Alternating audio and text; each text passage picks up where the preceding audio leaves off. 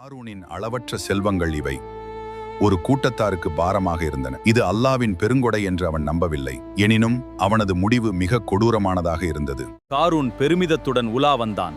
மக்கள் அவனது செல்வத்தை ஆசைப்பட்டனர். ஆணவம் கொள்ளாதே, அல்லாவுக்கு நன்றி செலுத்து, இது என் அறிவால் கிடைத்தது, உங்கள் அறிவுரை எனக்கு தேவையில்லை. இம்மை இன்பத்தில் மூழ்கியவர்கள் ஏங்கினார்கள், மறுமையையே நம்பினார்கள். மக்கள் அலறியடித்து ஓடினார்கள். காரூன் தன் செல்வத்தை காக்க முயன்றான். அரண்மனை மெதுவாக பூமிக்குள் மூழ்கியது. காரூனும் அவனது செல்வமும் மறைந்தன. அல்லாஹ் நம்மை காப்பாற்றினான், இல்லையெனில் நாமும் அழிந்திருப்போம். அஸ்ஸலாமு அலைக்கும் வரஹ்மத்துல்லாஹி வபரகாத்துஹு. கண்ணியத்திற்குரிய சகோதர சகோதரிகளே, எல்லாம் அல்ல அல்லாஹ்வின் நல்லடியார்களே, அல்லாஹ்வுடைய மாபெரும் கிருபையினால் அத்தியாயம் 28 அல் ஹசஸ், அதாவது வரலாறுகள் என்று சொல்லக்கூடிய அத்தியாயத்தில் இருந்து ஒவ்வொரு வசனங்களுக்கும் சிறிய விளக்கங்களோடு நாம் தொடர்ச்சியாக பார்த்து கொண்டே வருகிறோம்.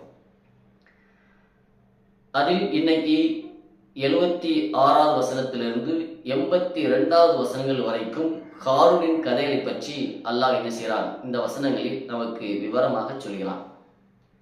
வசனம் 76ல் காரூன் அவனுடைய செல்வ சேர்க்கை பற்றி இந்த வசனம் கூறுகிறது. அல்லாஹ் சொல்கிறான், நிச்சயமாக காரூன் மூசாவின் சமூகத்தை சேர்ந்தவனாக இருந்தான். ஆனால் அவன் அவர்களுக்கு அநீதி இழைத்தான். அதாவது தன்னை சார்ந்த அந்த சமூகத்துக்கு அநீதி இழைத்தான். அவனுக்கு நாம ஏராளமான பொக்கிஷங்களை வழங்கியிருந்தோம். அவனுக்கு கொடுக்கப்பட்ட பொக்கிஷங்களை பல அறைகளில் போட்டு பூட்டி அதனுடைய சாவிகளை எல்லாம் சுமப்பதற்கே பலமுள்ள ஒரு கூட்டத்தினர் அவனுக்கு தேவைப்பட்டார்கள். அவர்களே அந்த சாவியை சுமப்பதற்கு சிரமப்படுவார்கள்.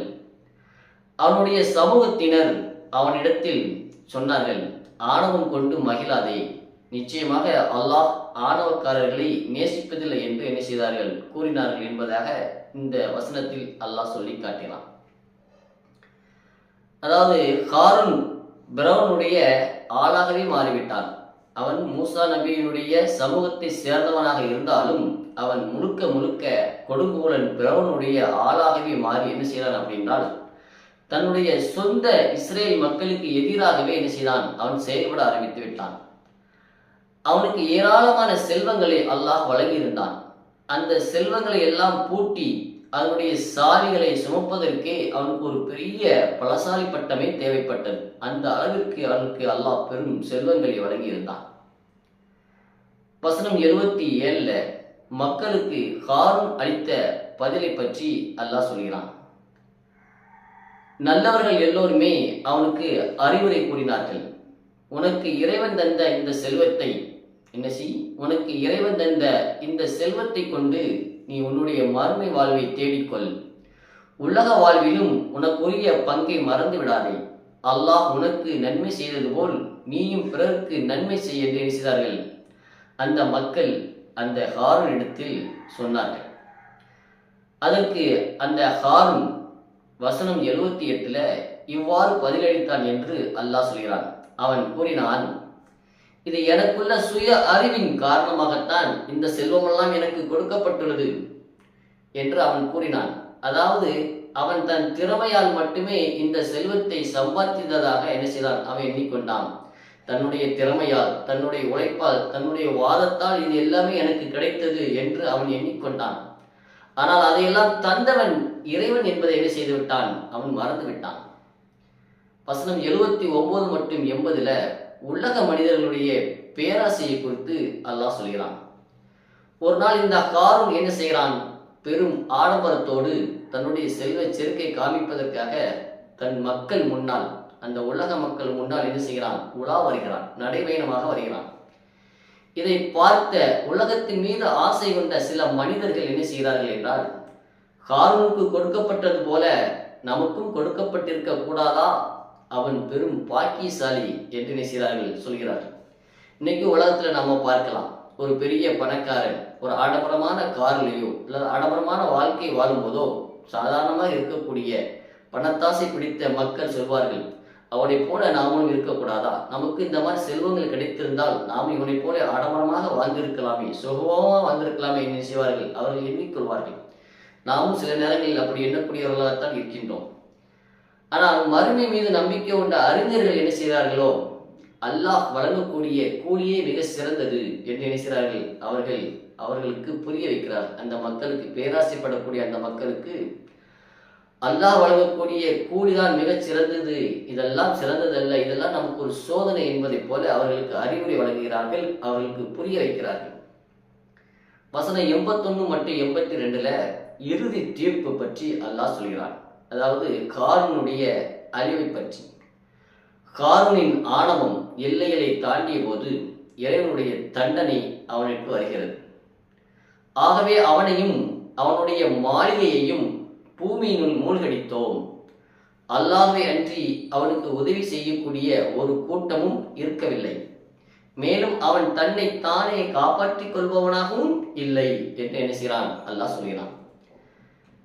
மறுநாள் காலையில அவனுடைய செல்வத்தை பார்த்து அவனை போன்று நாமும் இருக்கக்கூடாதா, அவனை போன்று நமக்கும் செல்வங்கள் கொடுக்கப்பட்டிருக்க கூடாதா என்று பேராசைப்பட்ட அந்த மனிதர்கள் என்ன செய்கிறார்கள், மறுநாள் காலையில அவனுடைய அழிவை பார்த்ததோடு பார்த்துவிட்டு சொல்கிறார்கள், நல்ல வேளை அல்லாஹ் நம்மை காப்பாற்றி விட்டான், இல்லை என்றால் நம்மையும் இந்த பூமி விழுங்கி இருக்குமே, நம்மையும் இந்த பூமி விழுங்கி இருக்குமே என்று நினைக்கிறார்கள். அவர்கள் அதிர்ச்சியோடு உணர்ந்துகிறார்கள்.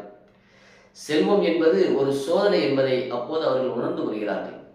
இதிலிருந்து நாம் பெறக்கூடிய படிப்பினை என்ன அப்படின்னா, செல்வம் என்பது ஒரு சோதனை தான். செல்வம் என்பது ஒருவனுடைய திறமையால் மட்டும் வருவதில்லை, அது இறைவனுடைய அருட்கொடையாகவும் இருக்கிறது. செல்வத்தை கொண்டு ஆணவப்படுகின்ற, அகம்பாகம் பண்ணுகின்ற செல்வ செருக்கோடு பெருமை அளிக்கக்கூடிய அத்தனை பேருக்கும் முடிவு என்னவாக இருக்கிறது? பிரவுன் என்ன செய்தான்? அதிகாரத்தால் அழிந்தான். தான் மிகப்பெரிய கொடுங்கோலன் என்றும் தான் கடவுள் என்கின்ற அதிகாரத்தால் அவன் என்ன செய்தான்? அழிக்கப்பட்டான். காரூன் செல்வத் செருக்கினால் அவனுக்கு கொடுக்கப்பட்ட செல்வத்தின் மூலமாக பெருமை அளித்ததன் காரணமாக அவனும் அழிந்தான். இறைவனுக்கு முன்னால் இந்த 2 பேருமே வெறும் தூசியாகத்தான் இருக்கிறார்கள். இந்த 2மே இறைவன் முன்னால் தூசி என்பதை நாம் உணர்ந்து கொள்ள வேண்டும். மேலும் இறைவன் கொடுத்த செல்வத்திற்காக, இறைவன் நிறையாக கொடுத்தாலும் குறைவாக கொடுத்தாலும் நாம் என்ன செய்ய வேண்டும்? அவனுக்கு நன்றி செலுத்த வேண்டும். இறைவன் நமக்கு தரக்கூடிய வசதிகளை கொண்டு ஏழைகளுக்கும் ஒடுக்கப்பட்டவர்களுக்கும் உதவ வேண்டும். அதன் மூலமாக இறைவனுக்கு நாம் நன்றி செலுத்த வேண்டும். எனவே கண்ணியத்திற்குரியவர்களே, நமக்கு கொடுக்கப்பட்டிருக்கின்ற செல்வம் என்பது நமக்கு நம்மளுடைய திறமையால், நம்மளுடைய உழைப்பால் வந்ததல்ல. நமக்கு உழைப்பதற்கும் நமக்கு திறமையும் கொடுத்த அந்த இறைவன் தான் என்ன செய்யலாம், நமக்கு இப்படிப்பட்ட செல்வங்களை கொடுக்கின்றான். இது எல்லாமே இறைவனுடைய ஏற்பாடு, இறைவன் நமக்கு கொடுத்தது, அதை நாமும் அனுபவிக்க வேண்டும், அதை பிறர்க்கும் கொடுத்து உதவ வேண்டும் என்கின்ற பாடத்தை இந்த சம்பவம் நமக்கு என்ன செய்கிறது, ஒரு படிப்பினையாக தருகிறது. இதற்கு பிறகு இந்த அத்தியாயத்தினுடைய முக்கிய வரலாறுகள் என்ன செய்கிறது, இதோடு முடிவடைகிறது. இதற்கு பிறகு இறுதி வசனங்களாக இருக்கக்கூடிய 83 மற்றும் 88வது வசனங்கள் வரைக்கும் மறுமையினுடைய மேன்மைகளை பற்றியும் நபி ஸல்லல்லாஹு அலைஹி வஸல்லம் அவர்களுக்கு சொல்லப்படக்கூடிய இறுதி ஆறுதல் பற்றியும் செய்திகளாக சொல்லி இந்த அத்தியாயம் இன்ஷா அல்லாஹ் முடிவடைகிறது.